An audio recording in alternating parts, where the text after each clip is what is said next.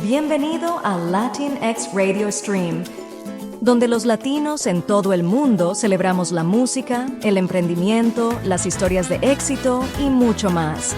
Somos tu enlace con la cultura, inspiración y comunidad dentro y fuera de Estados Unidos. Este es tu espacio, Latinx Radio Stream, donde cada historia resuena y cada sueño encuentra eco. ¿Listo para escuchar? In the heart of Sarasota County, the Chamber of Commerce brings us inspiring stories and events that highlight the success, innovation, and strength of our community. From entrepreneur tales to initiatives that bring us together, everything is here in La Voz de los Negocios de Sarasota. Join us on this journey of diversity and success, only on Latinx Radio Stream.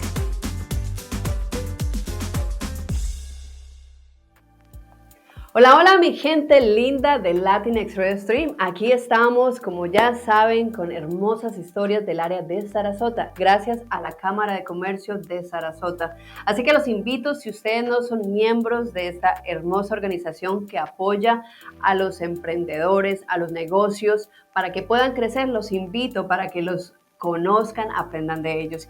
Y hoy tenemos una súper invitada. En verdad que les digo que hoy se van a fascinar porque es una mujer que a través de su experiencia también ha hecho posible una fundación para ayudar a la comunidad en el área de Sarasota y Manatee. Pero ya les voy a dejar para que ella les deje un poquito hablar, y hoy vamos a hablar en inglés, porque en Latinx el Spanglish también se puede. Así que, welcome Victoria. Nice to have you here in Latinx Radio Stream.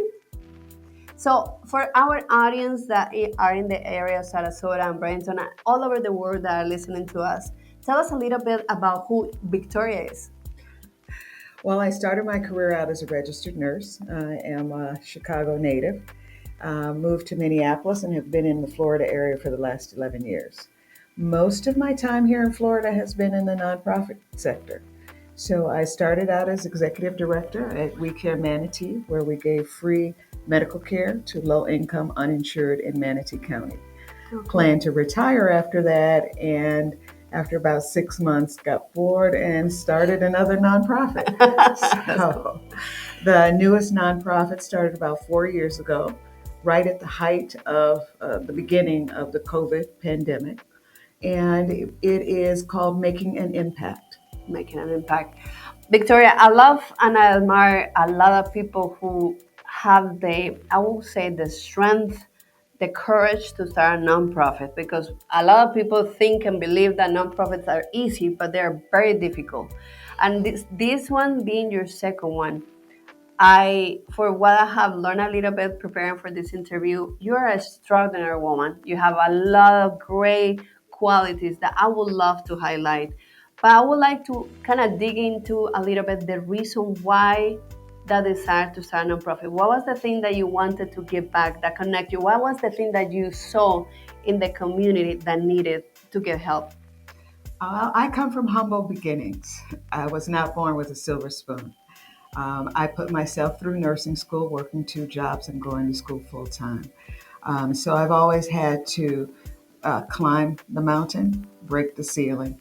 I was a registered nurse by the age of 20. Oh, wow. So I was able to give morphine, and I couldn't drink.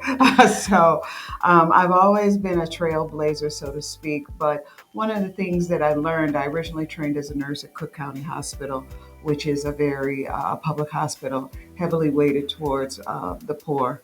And it was very easy to see that as I became more successful in my career, I needed to give back. There's a religious saying, to whom much is given, much is expected. And so I've always been in the charity mode, even when I was working in the corporate sector and in the hospital. There are things that they call social determinants of health. So you can go to the doctor, you can get medication if you can afford it, but if you don't have housing, if you're in an abusive situation, if you have other issues going on, it doesn't matter what happens when you go to the doctor's office, because you won't get any better. And so that's where I focus. My charitable contribution is on health, and addressing the social determinants of health. Wow. That's honestly, like I said, you're an extraordinary woman that I'm very honored to introduce to our community. And I know that people that are not just in the area of Sarasota and Brent and Manatee County, they are really proud to have somebody that can help many people get inspired and help their communities as well. Okay, Victoria, tell us a little bit about this organization because I'm super excited to introduce. And it's available, or you guys are located in Sarasota, but you serve Sarasota and Manatee County, correct? Yes, Sarasota and Manatee County.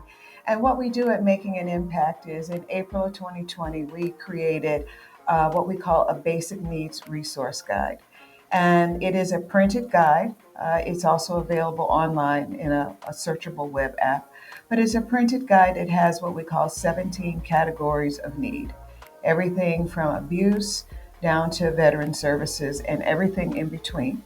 It's separated into 3 different sections in terms of geography: the city of Sarasota, Manatee County, and South Sarasota County.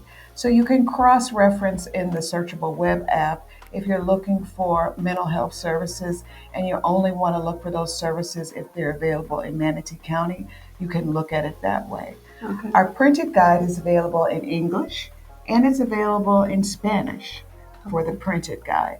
And the online version is available in over 20 different languages. Well, guys, so look at this.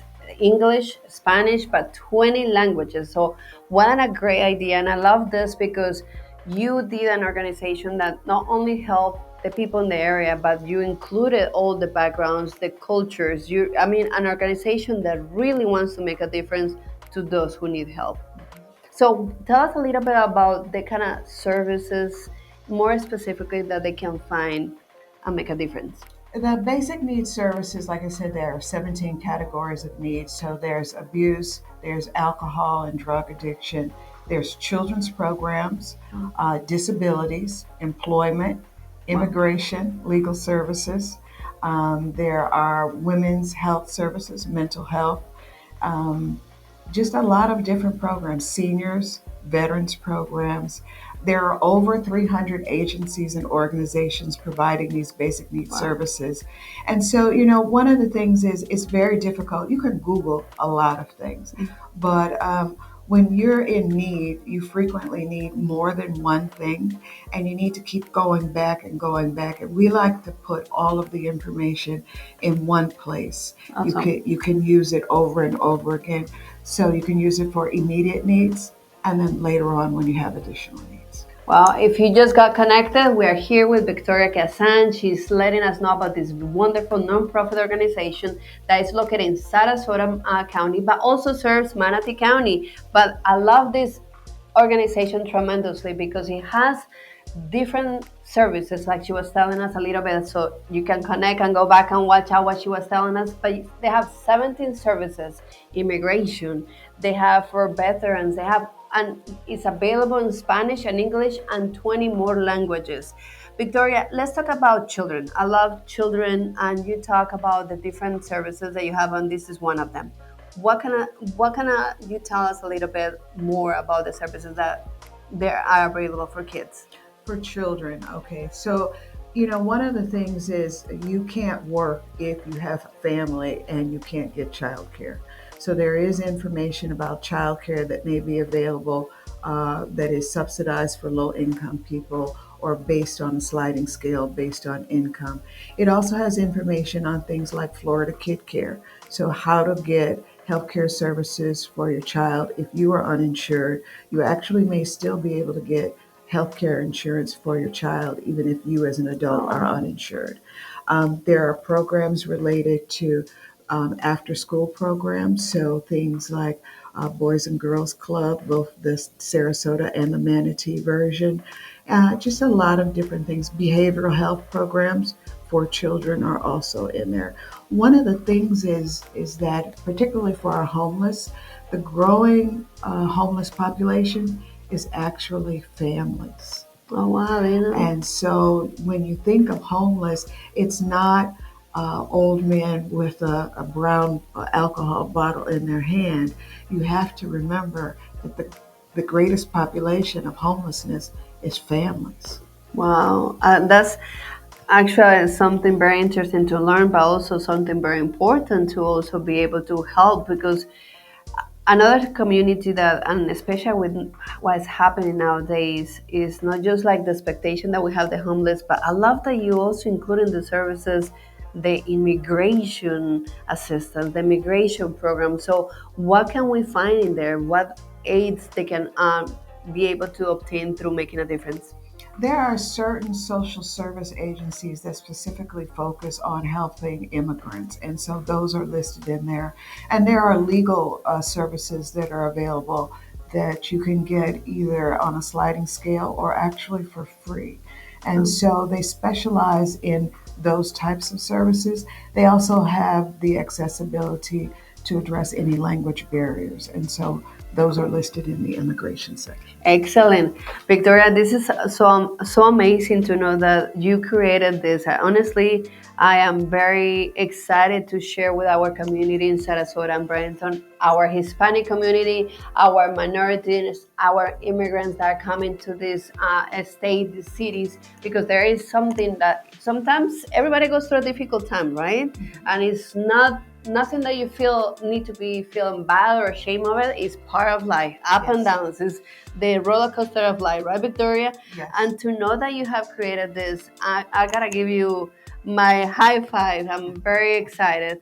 And one of the things that I was very curious about this is because you even thought about pharmacy, like medications. So, what availability, what things are available through making a difference? We have to react to what the community needs. And one of the things, certainly being in the medical field for over 40 years, you realize that if people go to the doctor but they can't afford the medication, they're not going to get better. Correct. And medication seems to be getting more and more expensive, Yeah. particularly for certain conditions. And so one of the things we wanted to do, especially when I was executive director at We Care Manatee, I realized, particularly for our undocumented brothers and sisters, that they were not able to take advantage of the drug manufacturer programs. So you see on the commercials, if you can't afford XYZ medication, contact the drug manufacturer.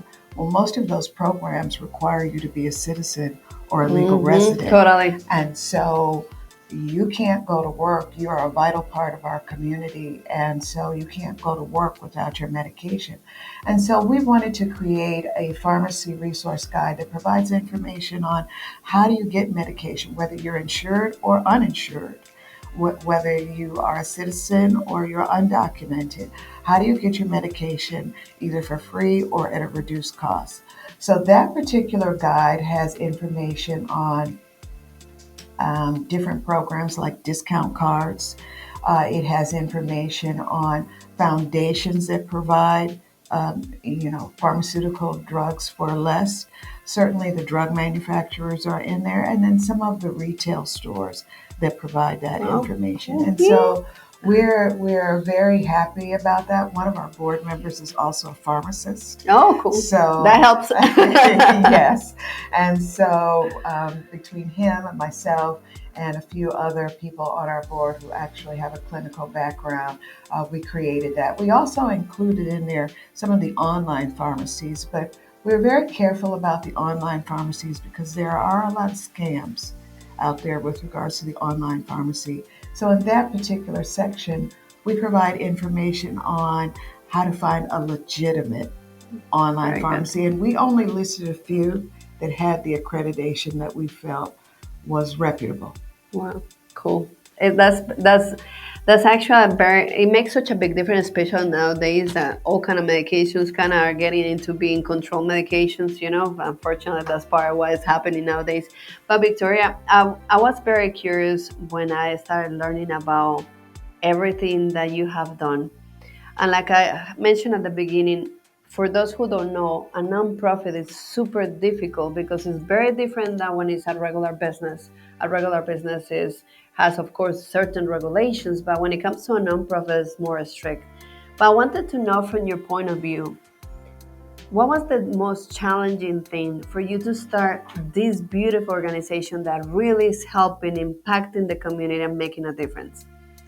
I think most people start a nonprofit. They start it because they have a big heart. Okay. But you have to remember when you're doing a nonprofit, you also have to have a big brain Yes. because it is a charity that needs to be run like a business. You cannot sustain or keep your mission helping others, whatever it is your charity is about. You cannot continue it if you don't run it like a business. You are constantly chasing dollars to be able to serve others. So that's grants, donations, a lot of other opportunities to be able to continue doing what you want to do. That's awesome. We have certainly, since our inception, we have over 6,000 of our printed resource guides out there. The guides were originally intended to help those who help others. And so what we thought was, because we don't directly interact usually with people in need, we would give these guides to people who did help others. So if someone goes to someone because they need help with their light bill, certainly when they're there, if they need help with their light bill, they probably need help with some other things as well. Yes, And absolutely. that charity may only focus on help with your light bill. But if they have our guide, they can help that person right there with help on how to find food, how to find childcare, how to get some other services. I would like to show them because I love they're super practical. So if you have it here, like look at this beautiful thing that they did is making an impact. The guide and it's in English and here is in Spanish. Yes. And look at they are super easy to carry because They're the easy great to thing carry. about this is that you're opening the door for everybody to help. And I like the name, making an impact, making a difference, making something that's really worth it to the community. So let's talk about our community. Let's invite our community in Sarasota and Bradenton. How supportive have we been with your nonprofit? It's been a little bit sketchy. I mean, when we started out, there were a lot of requests for having the guide in Spanish. And the guide is in this format, in this size. It's a little bit bigger than a passport. It's 166 pages. Okay. Oh, wow. So while I have friends who will help me translate the QR code card or a trifold, I don't have friends who speak Spanish that'll help me translate 166 pages. So it had to be professionally translated, and that costs money. And I'm used to working with translation firms, being in the medical industry. And it was only translated in Spanish thanks to Manatee School District. Oh, interesting. The professional translation is very expensive. Yes, it is. And I was called into the Manatee School District by the former superintendent. She's not there anymore. And she had heard about our guide. She wanted a presentation. I did a presentation. And she said, well, do you have it printed in Spanish? And I said, I was, being coy. I said, oh, no, we don't have it printed in Spanish, but you can look online and you could see it in Spanish. There's no problem. And she said, well, I'm going to talk to you about two things. She says, first of all, in your presentation, you said there's only 17% Spanish in Manatee School District. Wrong. Correct. With 33% Spanish, we were undercounted. Okay, so I had to eat, a little crow there. Okay, but I told her where I got my information, and she said, yes, that information is what's out there, but it's incorrect. I know my school district. And then she said, I need it printed in Spanish. I said, it's online in Spanish. She said, no, I need it printed in Spanish. And I said to her, well, even the homeless, the last thing they give up is their phone, so you can look at it using the QR code online. She said, no, my families, yes, they have phones, but they use their phones differently. Totally. They may not have unlimited minutes to use your web app. They may not be able to look at it while they're at work. And people have different feelings about looking at different things online versus looking at it in a book. And so we needed printed in Spanish. And I told her it was very expensive. I told her I had a quote. I knew how much it cost and said, if you can help me find funding, I'd be happy to do it. And she did. Yeah, that's so good. Of That's course, awesome. Once I printed it in Spanish for her needs, wow, I had it in Spanish for everyone. That's amazing. At that point in time. That's amazing. And I think that you bring an important point that many times we think that to help a foundation like yours, you require a large amount of money or great things or amazing things, but in reality, everything helps, right, Victoria? Yes. I think people are fooled because, I started my career out in nursing. I did ICU nursing and cardiothoracic ICU for over 12 years. You're a tough girl, so.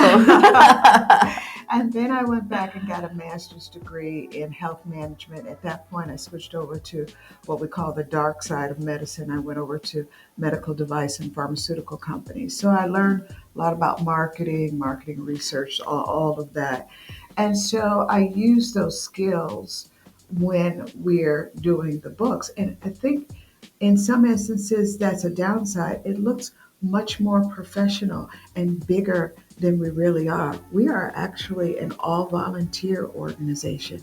We have no employees, and there are only 7 volunteers on our board and 3 additional community volunteers.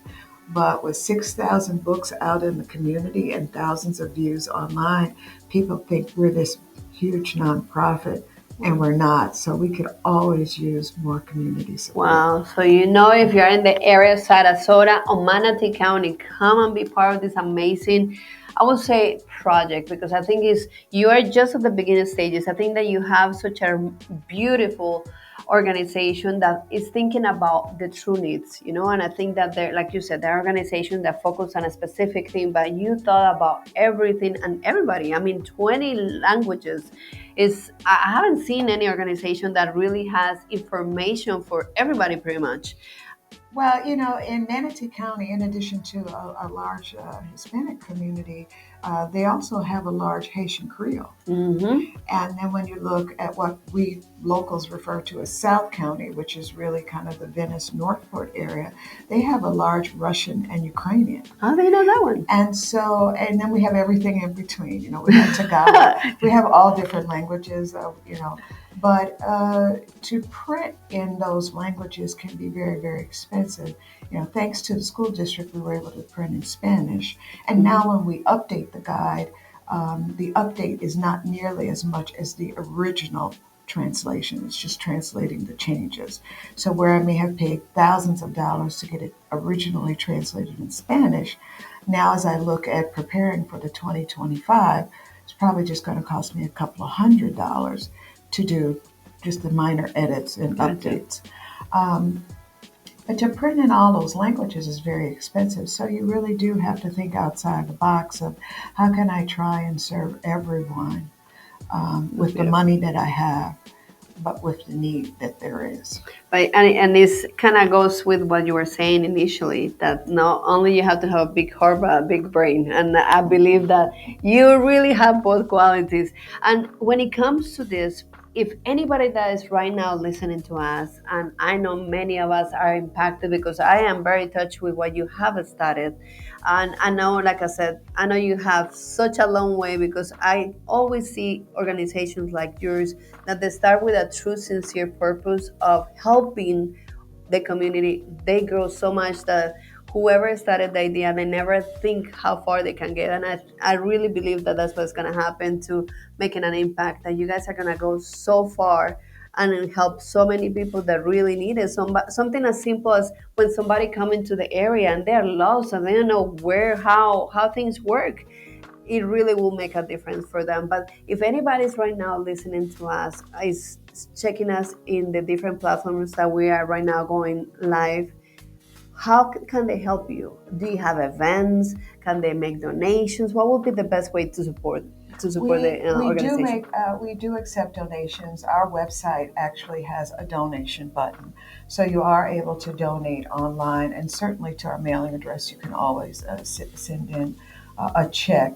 I think the other way that can help us a lot is to let some of the large philanthropic organizations, the community foundations, the larger donors, know how badly this is needed. Mm-hmm. You do need additional ways to serve people. You can't depend on any one organization to serve all the needs. So particularly in Sarasota, when there was the threat of 211 going away, the call center that you can use to get information on where to find resources.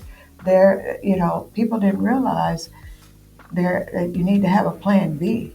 And you always need to have a plan B, because no one single organization, including ours, can serve all the needs or all the different ways people seek information. Yes, you need a call center. Yes, you need printed resource guides. Yes, you need online services. Yes, you need people, case navigators, those types of things.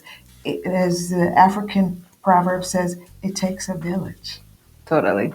And it takes, I think, that also takes action. And I think that's one of the things that we can really get inspired from what you have done, the desire of making a true impact. And I would like to take this opportunity, Victoria, because I think that you are an amazing woman with a humble background that learned to appreciate what she received, what she accomplished in life, and decide to do something to give back to those who perhaps were in your situation or something similar. But I would like to take this opportunity for you to help me inspire, because I know there are many communities all over the world, all over the United States, and Latinx gets to so many places that sometimes we get amazed. But I would like to talk to all those people who believe perhaps that making an impact is very difficult. What would you tell them? It's not that difficult. You would be amazed at what one act of kindness can do for a person, and it frequently has ripple effects. And so, we hear a lot of different stories about how people have used the book, used the guide, either for themselves or to help someone else. And that's really what we want. We're only 7 volunteers with another additional handful of people who are not on our board. And there are thousands of these books out there, and it multiplies. And that's really what's important. If you think you can't make a difference, if you start that ripple effect, it can become a waterfall. That's beautiful. That's beautiful. I love that. And I like that when you said about the difference that can make one kind of act of kindness. And sometimes, like you said, it's very simple. So if you are right now connected, inspired with Victoria, she's like a woman like you and I. She's like a person like you and I, and she decided to take action on a need that the community had. So if you are in an area where your community also needs help, hey, also reach out to her. She's a smart woman, is making it happen, is also making a true impact in our community in Sarasota and Manatee County, and that's why I'm so proud to introduce you to everybody who's watching us and who's listening to us, because you have a story that can inspire in so many ways, but also can help those people that I think that sometimes, Victoria, and I would like, because I know that you being in the medical field also have the spirit to talk about sometimes it's okay to ask for help. So I would like to also talk to those people that perhaps they feel shame or embarrassed to say, oh, I'm going through a difficult time, I need somebody to help me with this, and sometimes they don't ask for help. How can you invite them? How can you tell them about what to expect, about how, this is part of life, I will say.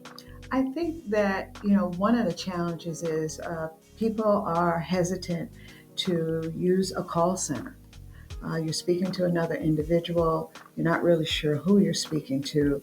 You're not really sure if the call is being recorded.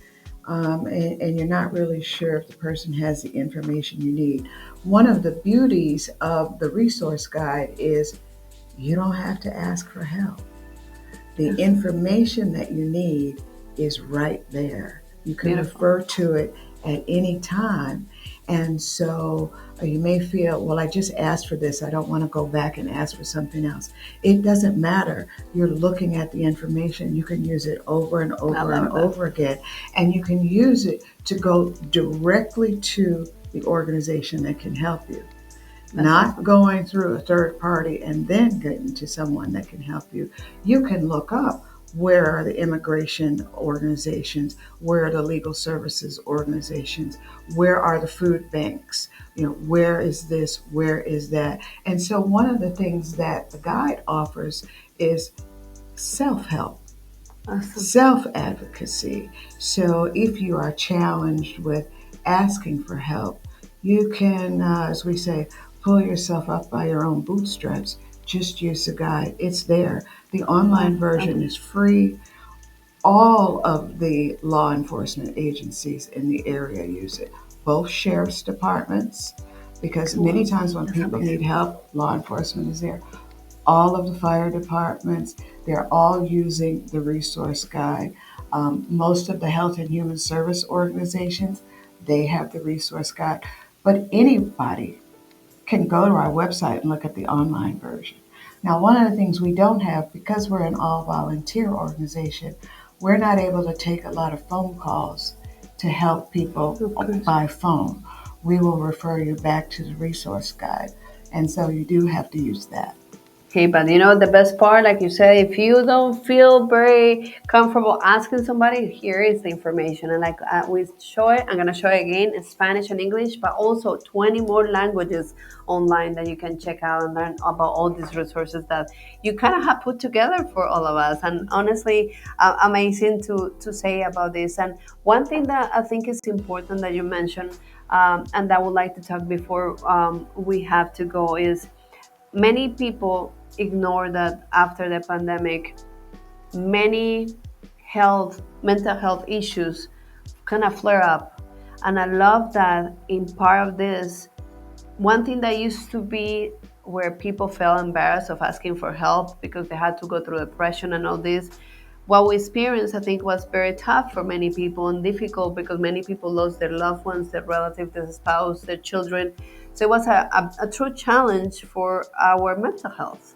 And the fact that you actually also provide that as a help, a resource, Victoria, honestly, is amazing. But tell us a little bit more about what kind of assistance can you provide through the organization? The mental health, there is a section specifically dedicated to mental health services in the area, as well as medical. It is still an area of need that we don't have enough funding for, and we don't have enough resources for. So one of the things that you'll actually see online, we have a GIS, kind of like a Google map, where when you look at it, you can actually see physically where are these resources located. But it also shows you where they're not located and where there's opportunity to have some additional resources located. Awesome. I think for the community that is your target audience, if there are social agencies that are very much dedicated to serving that community that are not listed in our guide, please reach out to us through the Contact Us and say you should consider adding this resource or this resource. We're always looking for new organizations to add. They do need to be basic needs. Awesome. So we do get requests from people in the arts and people in a lot of different other areas who want to be added to the guide, but if it really doesn't serve a basic need, we would have to decline. But we don't know what we don't know. Totally. So there may be organizations that your target audience feels should be in this guide, understanding what it's for, that they need to communicate to us and let us know this is something you should consider. And now is the time, because we are currently working on our 2025 update. Wow, which will come out at the end of January. So now is the time we are going through our 2024 book, validating, is this organization still in business? Is this still their address? Is this still their phone number? Is this still their website? So if there are some that we are missing, now is the time. And the person that assists me in the update of the research, speaks Spanish. Okay. So, So you know, you guys can connect. That's awesome. So she's from Venezuela, but she does speak Spanish. And sometimes when I'm going to different programs, that I need I know that I need someone who speaks Spanish, because my Spanish is limited to medical Spanish, like does this hurt, or I'm getting ready to draw blood. That's about as far as my Spanish goes. That's I enough. will bring Amaya in to help me with translation. So we tag team on the research. So now's the time. If there's something that's not in here that should be in here, please let us know. I'm excited to have you, and I appreciate, Victoria, for you be here in this beautiful program, La Voz de los Negocios de Sarasota, a show that is promoted by the Sarasota Chamber of Commerce. And I would like, before we go, what can you tell us about how it has been this help that the Chamber has provided you and your organization? Sarasota Chamber actually gave us a grant in November through their Opportunities for All program. We won a grant, and what we wanted to do was, because we're an all-volunteer group, and I'm ashamed to say that most of us are boomers, we're not very savvy with social media. I mean, the QR codes, we were like, what? QR codes? We all had to get used to QR codes when the pandemic came. But so we had the online version, but we really didn't know how to do a lot of the social media outreach, nor did we have the funds for that. So we did a specific grant, and it was approved by the Chamber for assistance from a professional company for doing social media outreach, to let people know that the guide was out there, to let people know that we were launching our pharmacy discount guide, which can be particularly helpful to the uninsured and for the undocumented. To let them know we had a disaster resource guide. We live in Florida. We're hurricane prone, and there are things in there that may be helpful. So that was very helpful, and we're very grateful to the Chamber. We saw a significant improvement in our social media outreach, in the number of people who were reading what we were putting out there, connecting with us. And so without the Chamber, we would not have been able to do that. That's awesome. So, you know, if you are not part, or you haven't joined, or you don't know anything about the Sarasota Chamber of Commerce, I invite you, no matter if you speak English or Spanish or 20 languages, you can also join them and learn about all these benefits that, like the organization that we're learning about, of making an impact, also was benefit. Thank you, Victoria, for being part of La Voz de los Negocios de Sarasota and Latinx Radio Stream. I'm really honored to have you here to share with our audience your story, this beautiful organization that is not just amazing what you have done, but it's so, like you said, a true impact that you are kind of causing in these counties. And I know with many people who are learning about your story, they're gonna be inspired by you as well. Victoria, before we go, what will be the message that you can give to our community, Sarasota, Manatee, but anybody who's surrounding us that can also help out, come and learn more, make a difference, and make an impact as you are? We would love for people to use the resource guide. It is available online at no cost at makinganimpact.org. We certainly could use some contributions. We would like to be able to give the guides out at no cost as much as possible. There certainly is a cost associated with printing the guides, so it's hard to eat the cost for the guides and the demand for them. We can't keep them on the shelf. That's the demand for them. So we are looking for not only utilization, but also financial support, because together we can make an impact in our community. Awesome. So, make an impact. I invite you. We're going to be putting here in the description below all their social media, their website, so you can learn about it. You can follow. But also, if you are in a situation that you need help, hey, I invite you to go and pick up one of these guides that you can find all the resources for all the situations and the struggles that you may be going through. So don't feel bad. That's what everybody goes. It's part of life, right, Victoria? And thank you, Victoria. Honestly, it's an honor to have you here. It's an honor to get to know you.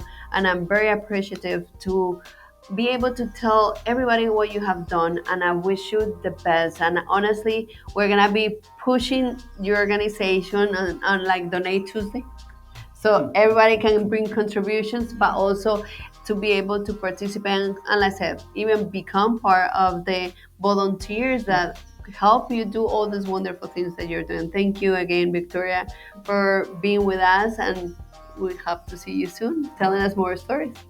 Thank you. Ok, Ani, ya sabes tú que estás en Latinx, aquí estuvimos con Victoria Kasdan, no te preocupes, como ves, vamos a poner toda la información de ella en nuestra descripción para que nos puedas conocer y vayas y obtengas uno de estos pequeños guías que tú o alguien que tú conozcas puede también tomar en español. Así que no te pierdas otro de nuestros programas especiales para ti, para la comunidad de Sarasota, de La Voz de los Negocios en Sarasota. Nos vemos la próxima vez. Bye bye.